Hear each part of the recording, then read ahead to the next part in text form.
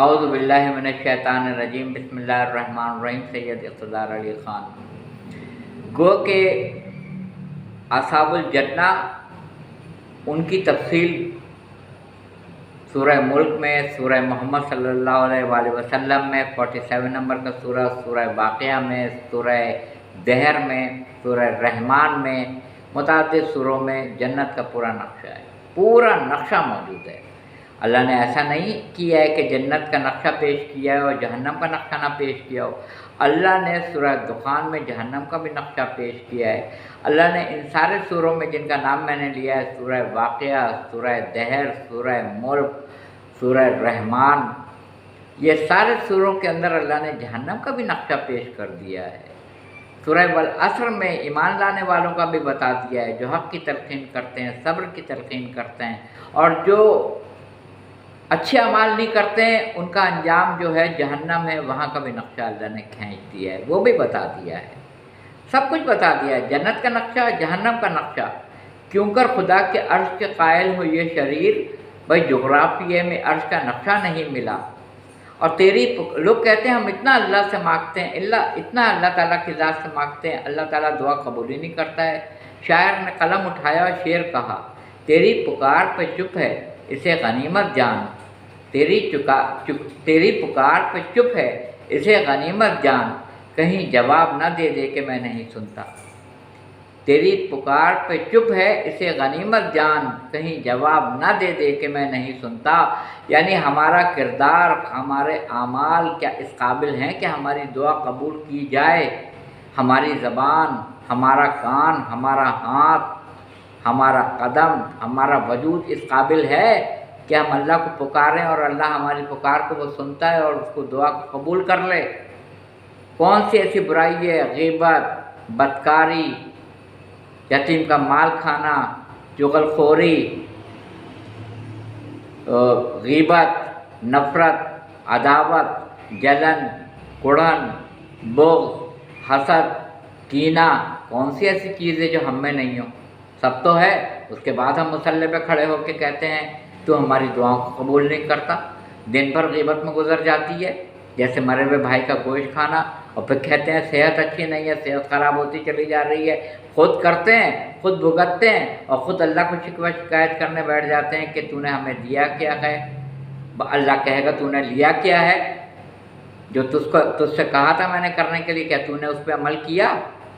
تو نے میں کو چھوڑا، تو نے اپنی بڑائی کو، استغنا کو چھوڑا، تو نے تکبر کو چھوڑا، تو نے زوم کو چھوڑا کہ میں ہی سب کچھ ہوں، تو نے اپنی کبریائی کو پکڑ لیا، میری کبریائی کو چھوڑ دیا، میرے تکبر کو چھوڑ دیا، اپنے تکبر کو پکڑ لیا، تو نے جھوٹ کا سہارا لیا، تو نے نفرت کا سہارا لیا، تو نے کینہ، بغض، حسد، عداوت، جلن، کڑھن، نفرت، کیا ایسی چیز ہے بیماری جو روح کی بیماری ہے جو ہم میں نہیں ہے؟ پھر ہم کہتے ہیں ہماری صحت خراب ہے، پھر ہم لیٹ کے کہتے ہیں غزہ میں لاکھوں لوگ شہید کر دیے گئے، اور ہم ٹھاٹ سے پنکھے کے نیچے اے سی میں بیٹھ کے شربت پی رہے ہوتے ہیں، برف ڈلا ہوا ہوتا ہے، عیش کے ساتھ کھانا کھا رہے ہوتے ہیں، بڑے سے قیمتی لباس میں، جیسے ہم ابھی اس وقت زیب تن ہیں، بیٹھ جاتے ہیں آپ کے سامنے پنکھے کے نیچے لیٹ کے، اللہ سے شکایت کرنے کھڑے ہو جاتے ہیں کہ تو نے دیا کیا ہے؟ تو نے دیا کیا ہے؟ تو نے کچھ بھی نہیں دیا، تو دعائیں نہیں قبول کرتا، جا میں تیری نماز نہیں پڑھتا، نعوذ باللہ، جا میں تیری عبادت نہیں کرتا ہوں، تو نے دیا کیا ہے مجھے؟ تو نے تو مجھے کچھ بھی نہیں دیا۔ جب ناشکری کرو گے تو میں عذاب شدید دوں گا۔ قوم سمود کو دیکھ لیں، قوم عاد کو دیکھ لیں، قوم لوط کو دیکھ لیں، طوفان نوح پہ نظر ڈال لیں، جوؤں کی بارش ہوئی، آگ برسائی گئی، پتھروں کی بارش ہوئی، بندر بنا دیا گیا قوم کو، تنور سے پانی نکلا تھا، پانی اور آگ کا امتزاج، آگ کی جگہ سے پانی نکل رہا ہے، کشتی میں میری نظروں کے سامنے کشتی بنائی ہے، حضرت نوح علیہ السلام 950 سال زندہ رہے۔ یا اللہ اس میں یہ نکتہ کہاں سے آ گیا؟ سب جگہ نظر اٹھا لو میرا چہرہ ہے، قرآن میں آیت ہے، تو سب جگہ تو ہے۔ پھر حضرت نوح علیہ السلام کو یہ کہہ رہا ہے کہ میری نظروں کے سامنے کشتی کو بنائیں، کیوں؟ جب وہ بنا رہے ہوں گے تو دیکھ رہا ہوگا۔ تو اللہ کا جواب آئے گا، نہیں، جب تم ایک کشتی اپنے حکم سے نہیں بنا سکتے ہو، ایک ہادی کو اپنے حکم سے کیسے بنا لو گے تم؟ ایک کشتی میری اجازت کے بغیر تم بنا نہیں سکتے ہو، ہادی کو، رہنما کو، رہبر کو، اولو الامر کو تم اپنے حکم سے، اپنے اجماع سے کیسے بنا لو گے جب ایک کشتی نہیں بنا سکتے ہو؟ تم سب میری نظروں کے سامنے ہو، تم اللہ اکبر نماز میں کہتے ہو، مانتے ان کو ہو جو تمہارے پیچھے کھڑے ہوتے ہیں، جو تمہاری واہ واہ کر رہے ہوتے ہیں، تم ان کو اپنا معبود بناتے ہو، جو تمہیں لفافہ دے رہے ہوتے ہیں اس لفافے کو تم اپنا معبود سمجھتے ہو۔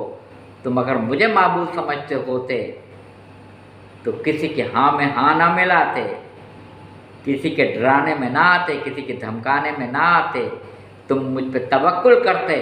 سورہ طلاق 65واں سورہ قرآن مجید کا آیت نمبر 2 اور 3 کا ترجمہ، جو مجھ پہ توکل کرتے ہیں، جو مجھ پہ کامل توکل کرتے ہیں، میں ان کو غیب سے ایسا رزق فراہم کرتا ہوں جو ان کے وہم و گمان میں بھی نہیں آ سکتا ہے۔ سورہ حج 22واں سورہ قرآن مجید کا آیت نمبر 15، جو یہ سمجھتا ہے کہ میں آخرت میں اور دنیا میں اس کی مدد نہیں کروں گا، اس کو چاہیے کہ وہ اپنے حجرے میں، کمرے میں جائے اور ایک رسی کو چھت سے باندھ لے اور ایک رسی اپنے گلے سے باندھ کے خودکشی کر لے، شاید اس کا غصہ ٹھنڈا ہو جائے۔ اس لیے کہا جاتا ہے نا امیدی کفر ہے، مگر ہم اللہ سے نہیں لا لگاتے ہیں کہ وہ ہمارا گھر چلا رہا ہے۔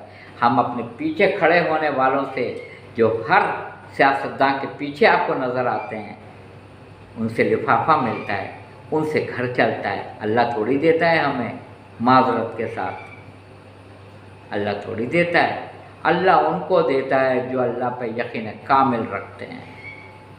عقل کو سب سے بڑی دولت جو اللہ نے دی ہے وہ یقین کی دولت دی ہے۔